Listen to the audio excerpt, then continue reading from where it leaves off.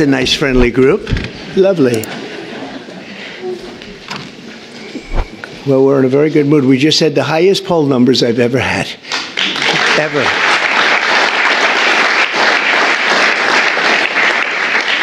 And actually a record for a Republican. Now, I don't know about have they checked the Democrats too, but we have a record so far for a Republican. Now it's 4 weeks. We have a lot of weeks to go. We want to finish that way, right? But I just want to thank everybody because you've been really amazing. The job you've done has been incredible in terms of this 4-week period. It's been a very somewhat historic 4 weeks, and we have a couple of things in the works. We're negotiating with Russia, Ukraine, trying to get that horrible situation over with. It's terrible. It's just so terrible. I see pictures that you fortunately don't get to see. You don't want to see them. And that is a killing field. You have young soldiers being killed, thousands a week, and we got to get it over with. It's bad for Russia, and it's bad for Ukraine, and it's bad for us on a humanitarian basis. I've had very good talks with Putin, and I've had not such good talks with Ukraine. They don't have any cards, but they play it tough. But we're not going to let this continue. This war is terrible. It would have never happened if I were president, but it did happen, so I got stuck with it, and the whole world is stuck with it. And right now you have a country that has its cities, they look like demolition sites. Those beautiful towers, those 1,000-year-old golden domes that were so beautiful, the most beautiful in the world, they say, they're all in smithereens. Millions of people are killed, I think far more people than anyone understands. And we have people that better get to the table and get it ended. Should have never happened. It would have never happened. But I'm delighted to welcome America's governors to the White House. You're amazing people. Even the Democrats are amazing people, some of you. And we've worked together. Actually, we work very well together. I can't think of anybody. There's one or two, yeah, that it doesn't work out so well. But that's sort of normal. But I do want to welcome you, and I want to let you know that anything I can do, I'm here. I'm here for you. And we can do a lot. I do want to say that I left a great place, North Carolina, and we're really working hard there since I've been in. For 4 weeks, we've done more than they've did in all of the period of time. And FEMA was a disaster. FEMA wasn't there. They didn't do the job, and it was a terrible, terrible situation. I've never seen anything like it. And then they actually, when they did get there, a very small group, they chose anybody with an American flag or the name Trump on the front of the house. They would sort of skip that house very nicely. And it was just a disaster. And we've done it the other way. And we're working with a very nice person that we've had good relationships, the newly elected Democrat governor, who's here, I assume, is he? Okay, thank you very much. We're working well together, very well together.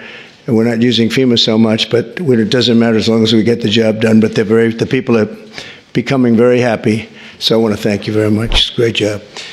But we are, and I'm of the opinion, I understand FEMA very well. We had a good situation with FEMA, but it was a very expensive thing to do. And I really believe when there's a natural disaster, a hurricane, a tornado, or whatever it may be, you're very capable people. It's called you fix it.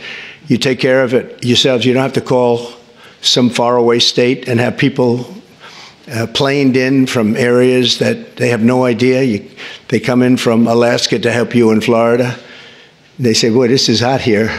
This isn't, by the time they figure it out, everything would have been fixed. It's not a good situation. It's very expensive. You spend at least twice as much. They don't negotiate. They go out and hire local contractors, and they have no idea who they are. And I'd rather have my governor from South Carolina, Henry. I'd rather have Ron. I'd rather have from Florida. I'd rather have, I could name just about everybody in this room. I'd rather have you do it. You'll save a lot of money. And we'll send the bills. We'll pay, I think, far less. We have to have you have a little bit of skin in the game. Otherwise, those bills will be much higher than they're supposed to be. especially with a couple of you in this room who I know will get bills that you wouldn't believe, record setters.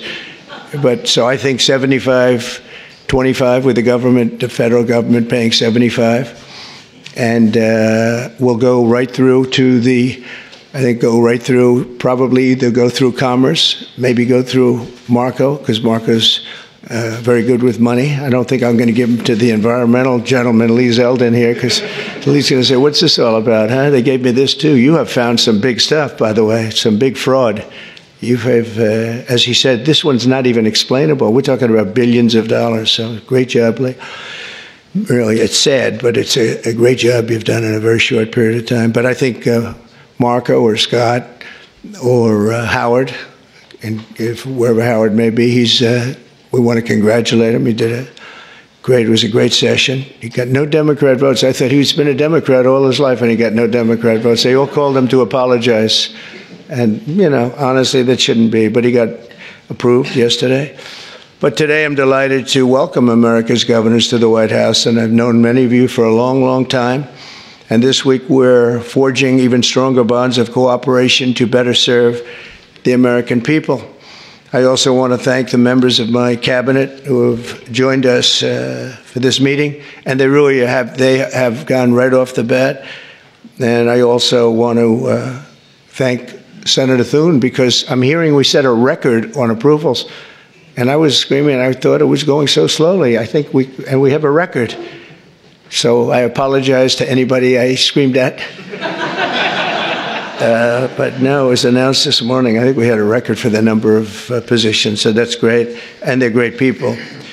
So I'll begin by introducing Secretary of State Marco Rubio. He scares me because he got 99 votes.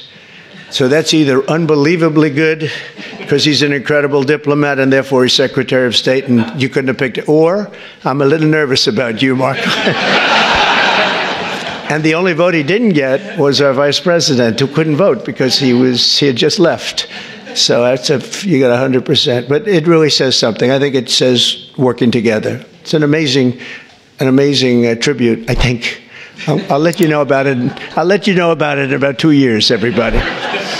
Marco's been great, and he's been in some big meetings with people at the highest level of states that we would say, states meaning other countries that we would have said wouldn't have dealt so well, but they're dealing very well. You have a great group of people with Steve Witkoff and Michael Waltz, and we're making amazing progress. I mean, we've made more progress on that situation, which is Ukraine, than they have in 3 years. Again, it's so sad that it began, but we're also working very hard in the Middle East. Another one that wouldn't have happened, we would never have had, that you wouldn't have had October 7th.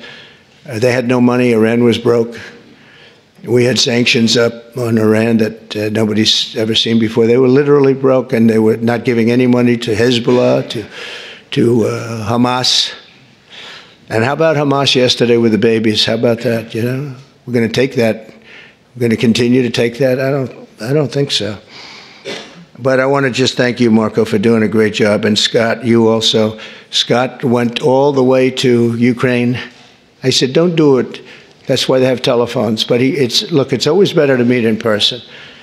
But I just didn't feel that it was good. And it was dangerous. You saw things on that train ride that you didn't like, I understand. You know, it's a pretty dangerous ride. The long ride, how long was that? 10 hours. 10-hour ride. That's after you get there. And a very dangerous journey, but he wanted to do it. He's a patriot. He wanted to do it. It's better to do it than it is with a telephone. Always better. I always say it's much better to meet in person, but that was dangerous. I like him. Therefore, I didn't want him to do it. If I didn't like him, I would have suggested he do it. In fact, I'd say, go back today and let's give it another shot.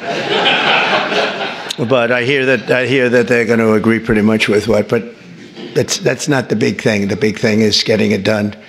And we'll get it done.